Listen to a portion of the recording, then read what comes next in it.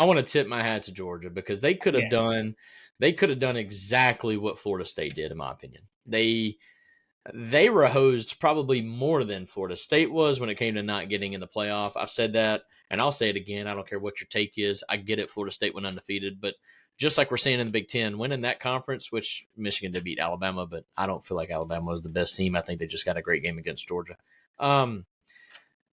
Big Ten is just not a good conference. So doing what you do in the Big Ten is not near as impressive as what you do in the SEC.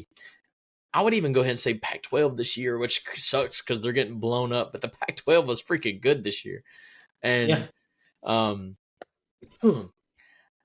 a team that wins a lot in the Big Ten is just kind of like a bleh because I mean we're seeing it in the postseason. Aside from Michigan, we're seeing it in the postseason where Big Ten just can't hang. You see it with Missouri, Ohio State, and Missouri handled the game, never in doubt. I mean, just controlled the line of scrimmage. You got Tennessee beating the technical Big Ten runner-up and the West Division champs, Iowa, and we just dog walk them. Which I'm not going to use that too strongly because I understand that Iowa's not good. I think everybody in the Big Ten knows that Iowa's not good. But you can't say that and then say that the Big Ten's good. Like, you know what I mean? Like, yeah. So, Florida State, Georgia did what they needed to do because they were hosed pretty badly. They probably should have been in the Final Four, and they didn't let that hinder them for their the work they put in, and they finished the season strong, and they buried Florida State. Georgia did what I said Florida State needed to do, and that is have all your guys play and go out and beat Georgia. This is what I said Florida State should do. Go out and beat Georgia and prove you should have been one of those 4 teams. Georgia turned around and did that to Florida State. They said, we're just going to go out and beat Florida State as bad as we can to say, hey, we should have been in. That's what Georgia did, so credit to them.